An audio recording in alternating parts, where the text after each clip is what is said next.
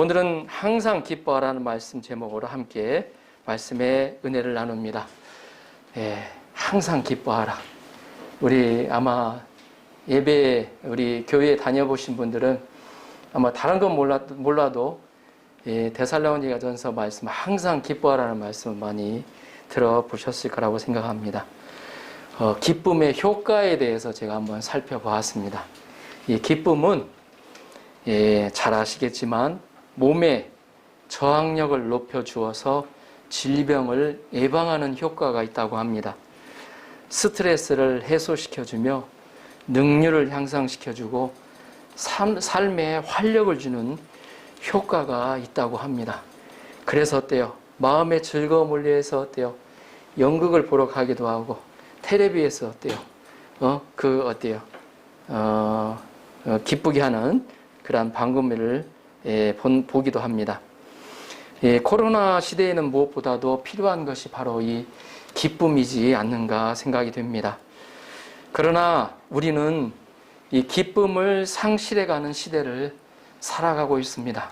특히 어른으로 갈수록 기쁨이 사라지고 있습니다. 왜 그럴까요? 세계적인 사회학자인 막스 러너라는 사람이 현대 사회를 이렇게 지적하고 있습니다. 지금 우리는 과거 어느 때보다도 더 많은 자유를 누리고 행동의 제재를 받지 않고 살아가고 있다. 그러나 놀라운 충격은 우리가 하고 싶은 것, 가고 싶은 곳, 생각하고 싶은 것을 마음대로 하면서도 기쁨이 없다는 사실이다. 근데 이 말에 어느 정도 좀 동의하십니까? 저는 이 말을 접하고 나서 굉장히 이게 맞는 말이구나 하는 생각을 하게 됐습니다. 이 말의 뜻은 우리가 자유를 보장받을 때 과연 기쁨도 함께 보장받을 수 있느냐는 문제를 담고 있습니다. 그래서 이 시대는 한마디로 표현해서 기쁨을 잃어버린 시대라고 말할 수 있겠습니다. 그것은 이 세상이 진정한 기쁨의 근원인 그리스도를 외면하기 때문이라고 지적하고 있습니다.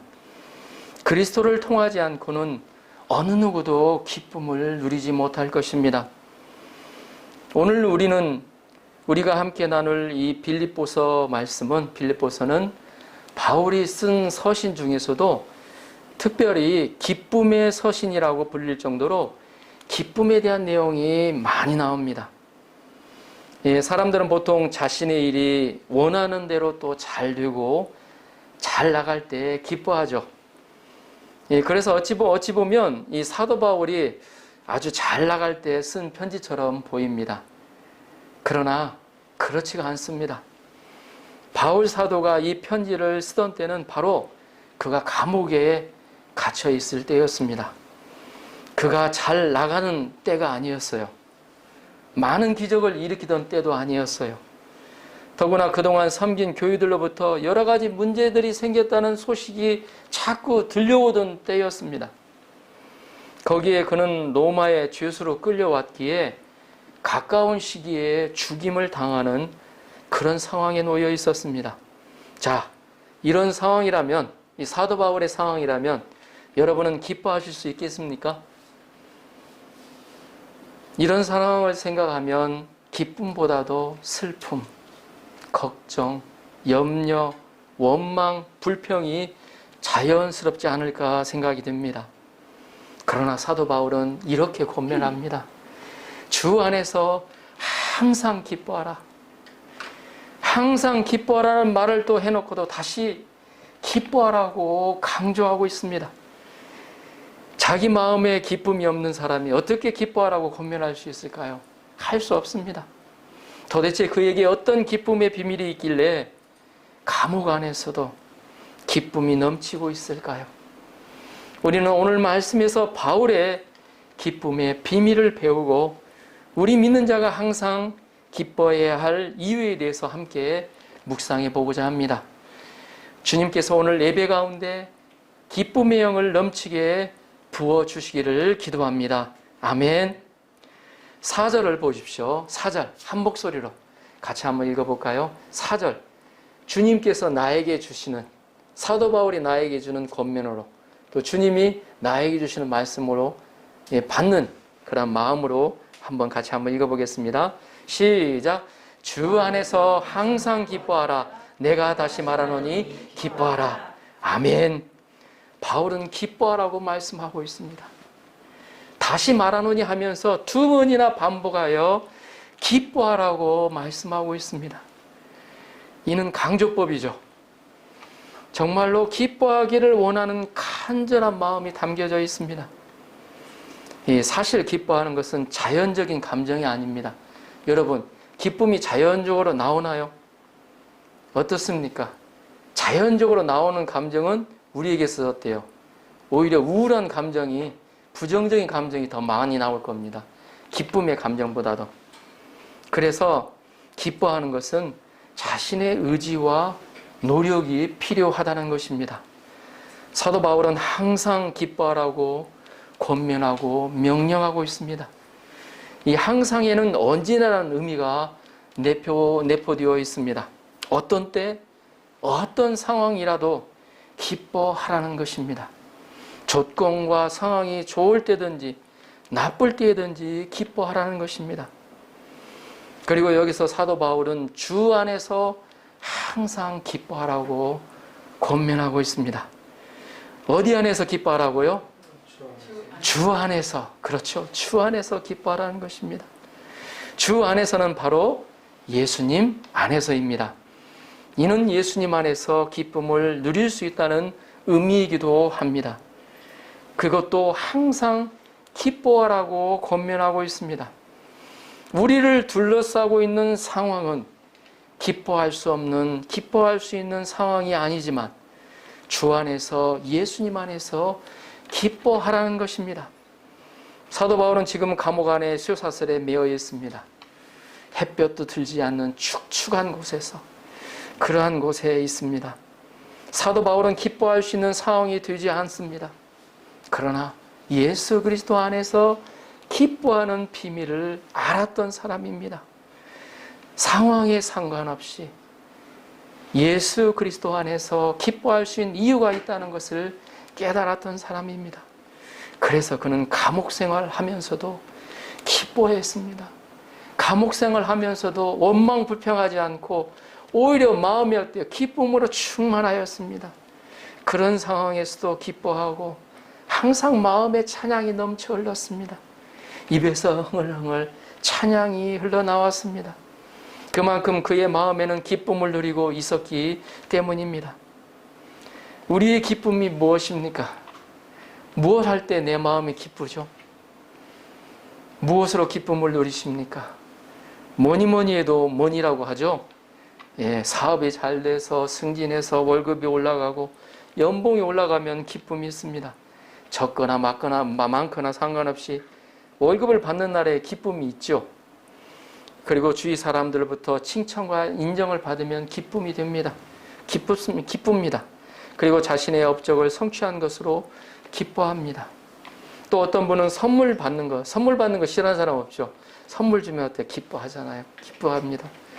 그러나 그것 때문에 기뻐한다면 우리는 순간순간의 기쁨은 있을지 몰라도 항상 기뻐할 수 없습니다. 왜냐하면 그런 상황이 항상 있는 것이 아니기 때문이에요. 항상 기뻐할 수 있는 상황이 되지를 않습니다. 어떻습니까? 우리들의 삶 가운데서. 그러나 우리도 예수님 안에서는 항상 기뻐할 수 있다는 것입니다. 코로나의 상황이 점점 악화되는 상황 가운데서도 우리는 예수님 안에서 기뻐할 수 있습니다. 예수님은 기쁨을 주시는 분이십니다. 갈릴리 가나 혼인잔치에서 포도주가 떨어져 기쁨이 사라질 위기에 있던 상황에서 예수님은 물을 포도주로 변화시키는 기적을 통해 그들의 기쁨을 회복시켜 주셨습니다. 예수님을 만난 사람은 한결같이 기뻐하고 있습니다. 마음속 깊은 곳에서 솟아나는 샘물처럼 마음을 시원하게 적셔주는 그런 기쁨이 솟아오릅니다. 동방 박사는 예수님을 만나고 어떻게 했습니까? 크게 기뻐하더라. 천사들은 예수님이 오신 것이 큰 기쁨의 좋은 소식이라고 전하여 주었습니다. 갈라디아서 5장에 나오는 성령의 열매 중에 두 번째가 바로 희락, 기쁨입니다. 천국의 필수적인 요소도 기쁨입니다. 우리에게 변함없이 기뻐할 수 있는 이유가 있다는 것입니다. 그러면 그 기뻐할 수 있는 이유가 무엇입니까? 세 가지로 같이 나눠보겠습니다. 첫째, 우리는 예수님 안에서 죄사함을 받은 것을, 죄사함 받고 구원받은 것을 생각할 때 기뻐할 수 있습니다. 범죄를 저지른 사람이 재판을 받아서 형 집행을 받았습니다. 당신은 몇 년형이요? 그래서 감옥살이를 해야만 했습니다. 그런데 갑자기 사면형이 떨어지면 어떻게 됩니까? 자유의 몸이 되죠. 에베소서 2장 1절에는 다음과 같이 기록되어 있습니다. 죄와 허물로 죽은 너희를 살리셨도다. 아멘. 죄와 허물로 죽은 너희를 살리셨도다. 우리의 어때요? 몸이 죄와 허물로 죽었다고 선포하고 있어요. 그러나 예수 그리스도로 말미암아 너희를 살리셨도다 말씀하고 있습니다. 우리는 죄와 허물로 마땅히 죽을 수밖에 없는 사람들입니다. 이 세상의 가장 근본적인 문제가 무엇입니까? 경제 문제입니까? 죄와 죽음의 문제입니다. 인간을 가장 괴롭히는 문제가 바로 죄와 죽음의 문제입니다.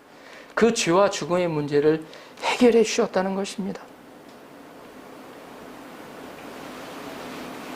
우리가 죽음으로 끝나면 괜찮을지 모릅니다. 죽고 끝나면 그거라 상관없겠지 하는 사람도 많을지 모르겠습니다.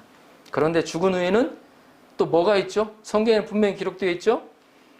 다시 심판이 있고 그 심판으로 영원히 유황으로 타는 못에 바로 지옥에 떨어지게 됩니다. 여러분, 지옥을 게헤나라고 그러죠? 성경에 게헤나, 이 지옥의 표현이 7번 나오는데 예수님이 5번, 그 중에서 5번을 예수님이 말씀하셨어요. 그 말은 무슨 말일까요? 지옥이 있을 수도 있고 없을 수도 없다는 말이 아니죠. 예수님이 말씀하셨기 때문에 지옥은 반드시 있다는 겁니다. 예수님을 모르고 믿지 못하면 지옥행이 결정이 되어 있습니다. 그러나 긍휼이 많으신 하나님께서 인간을 불쌍히 여기셔서 이 땅에 자신의 독생자 예수 그리스도를 보내신 것입니다. 그 예수님이 지옥행이 될 나를 위해 나의 죄와 허물을 지고 내 대신 십자가에서 죽으신 것입니다. 내가 당해야 할 죄짐의 대가를 예수님이 대신 다 져주셨어요. 그래서 예수 그리스도를 믿는 자에게는 멸망하지 않고 영원한 생명이 주어지게 됩니다. 요한복음 3장 16절은 다음과 같이 기록하고 있습니다. 하나님이 세상을 이처럼 사랑하사 독생자를 주셨으니 이는 그를 믿는 자마다 멸망하지 않고 영생을 얻게 하려 하심이라. 아멘. 자, 우리가 기뻐할 수 있는 이유 둘째는 우리는 예수님 안에서 하늘의 산 소망을 가졌기에 기뻐할 수 있습니다. 하늘의 산 소망을 가졌기에. 자, 우리 베드로전서 같이 한번 읽어볼까요? 죄송합니다. 자, 베드로전서 우리 1장 3절 4절 같이 한번 읽어봅시다.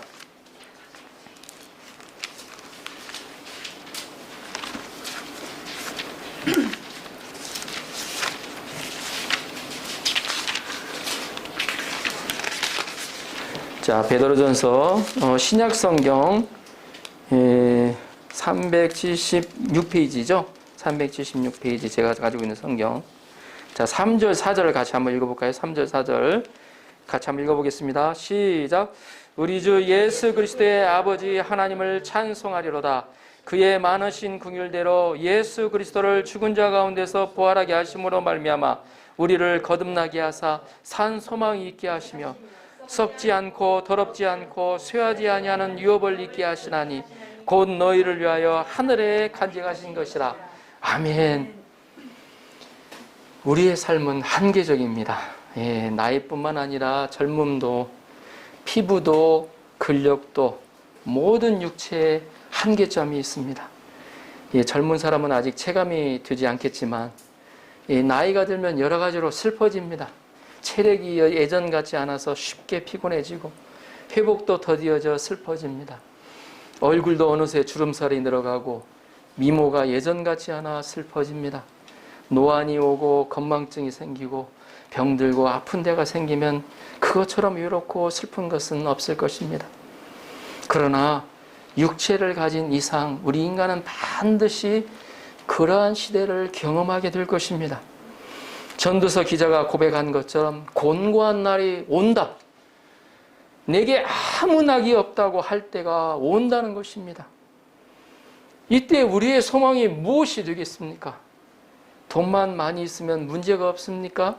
사회적으로 출세해서 권력을 가지고 명예를 가졌으면 문제가 없습니까?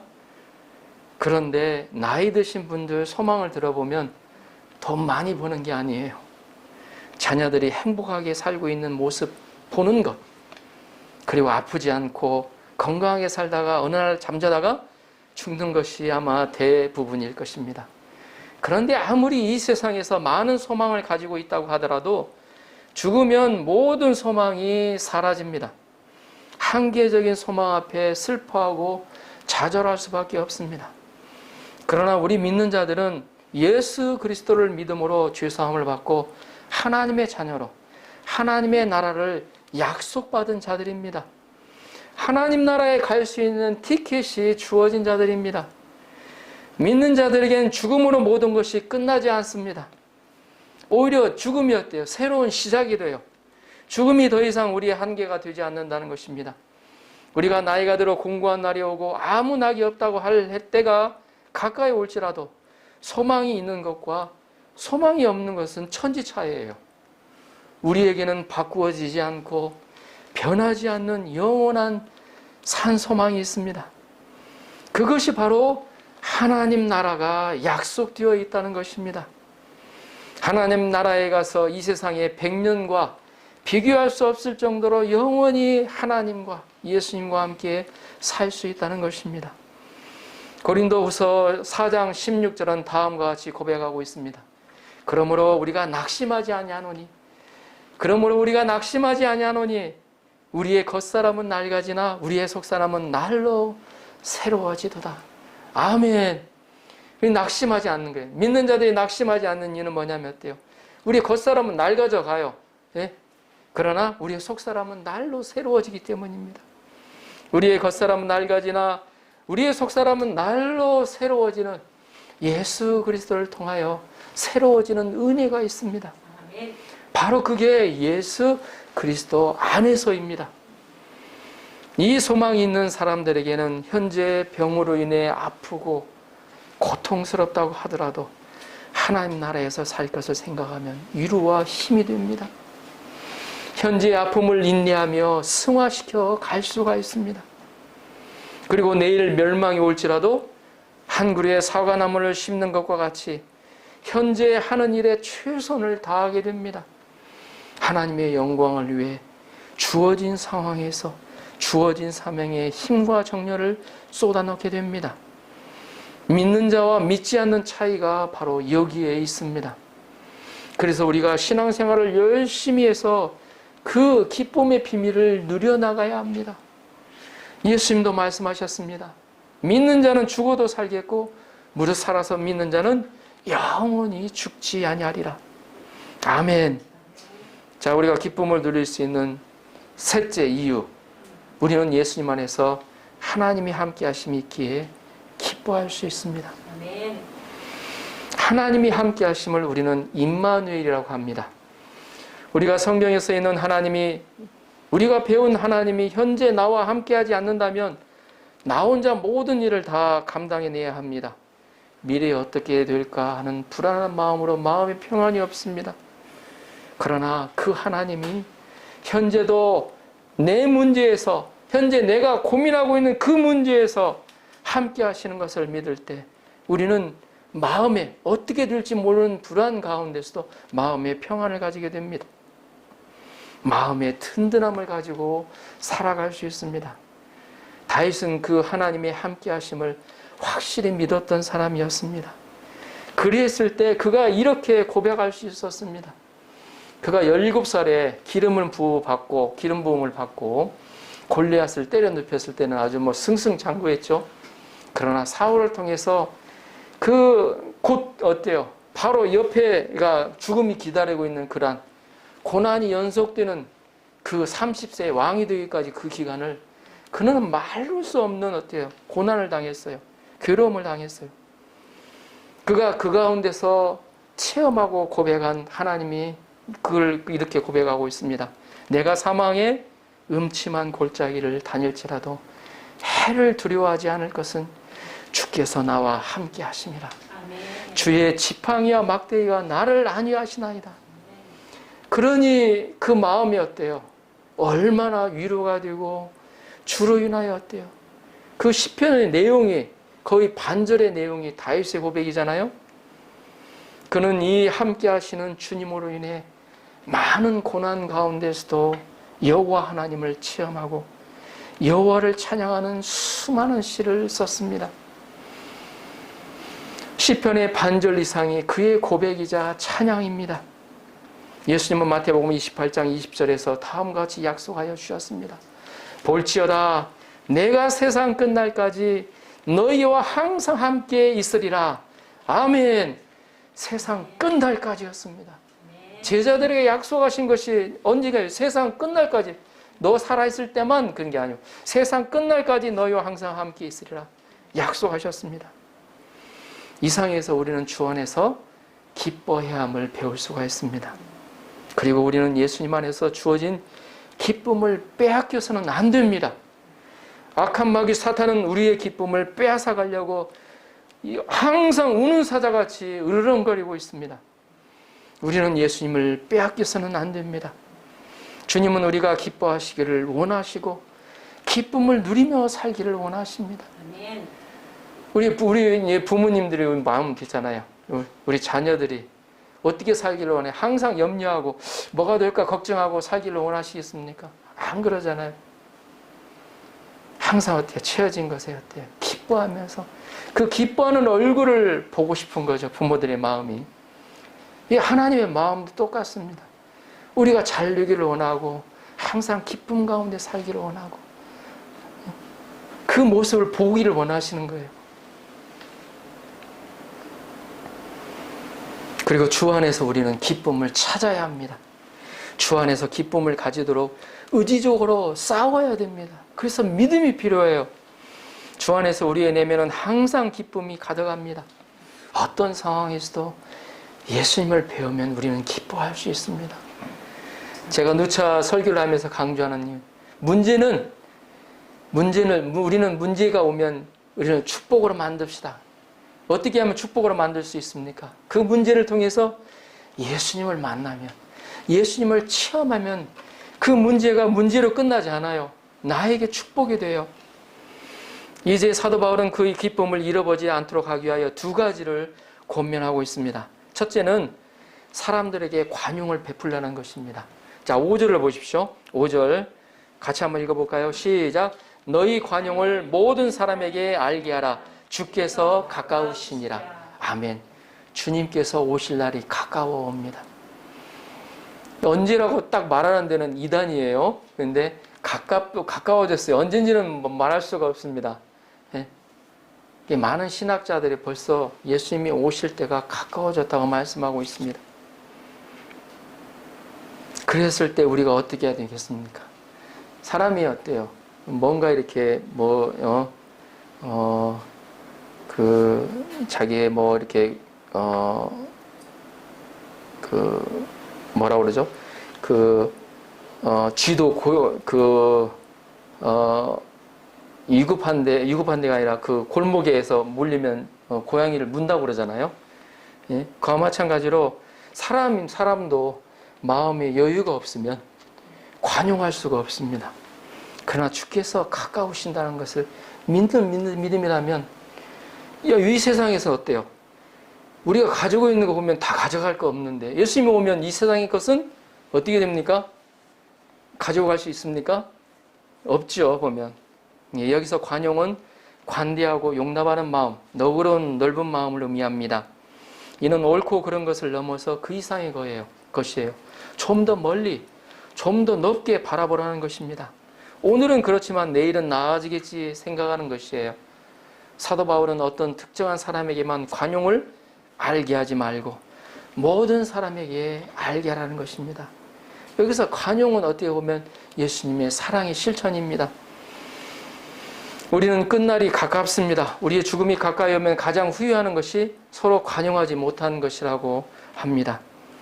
예, 사람은 사회적 동물이라고 합니다. 그래서 어디서든지 함께 더불어 살아가야 합니다. 그런데 함께 더불어 살아가는 것이 쉽지가 않아요. 직장 생활을 하는 분들에게 가장 힘든 것이 무엇일까요? 물어보면 대부분의 사람들이 인간관계라고 합니다. 인간관계에서 오는 스트레스를 견디지 못해 전직을 하거나 심지어 극단적인 선택을 하는 사람들이 가끔 뉴스에 나옵니다.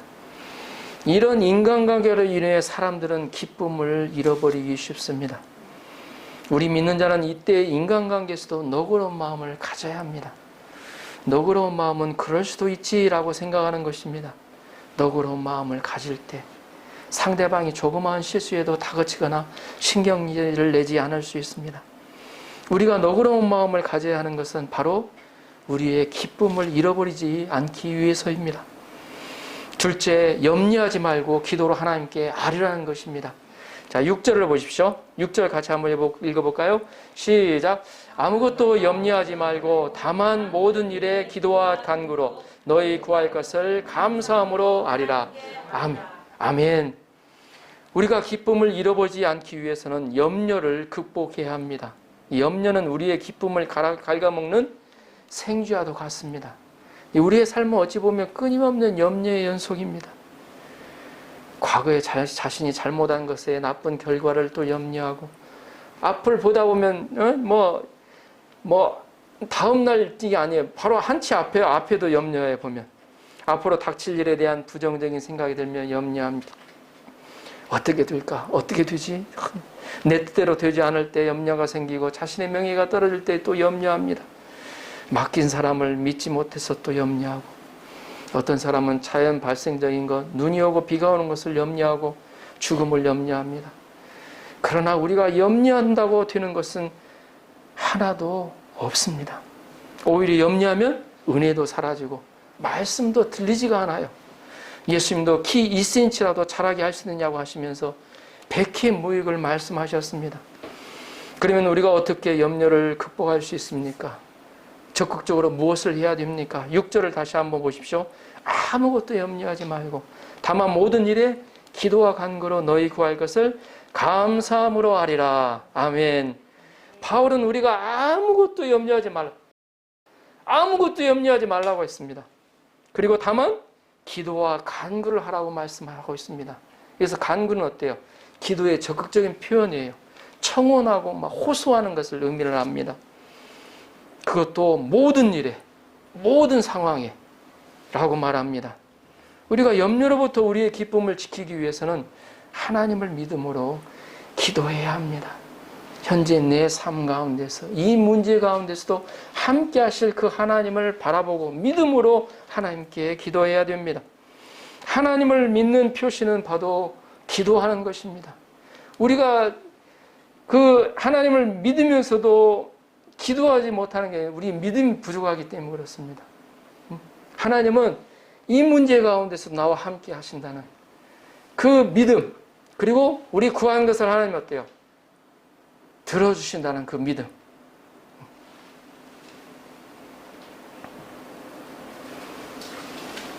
우리는 기도할 때 기도가 응답된 것을 믿음으로 해야 합니다. 믿음이란 우리 마음에 이미 이루어졌다고 생각하는 것입니다. 이런 확신이 있을 때 우리는 감사할 수 있습니다. 설령 우리가 믿는 대로 안 되어도 하나님이 합력하여 선을 이루실 것을 믿을 때 감사할 수가 있습니다.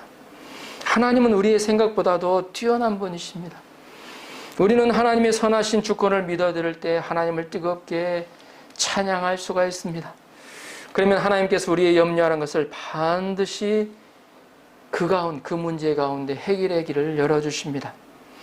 이렇게 우리가 하나님을 찬양하면 하나님이 우리에게 기도의 응답을 받은 증거를 주십니다. 자, 7절을 보십시오. 그리하면 모든 지역에 뛰어난 하나님의 평강이 그리스도 예수 안에서 너희 마음과 생각을 지키시리라. 하나님이 평강으로 지켜주신다는 것입니다. 기도를 응답받은 확신은 마음의 평강입니다. 이 평강은 평안을 의미해요. 이 평안은 하나님이 주시는 평안입니다.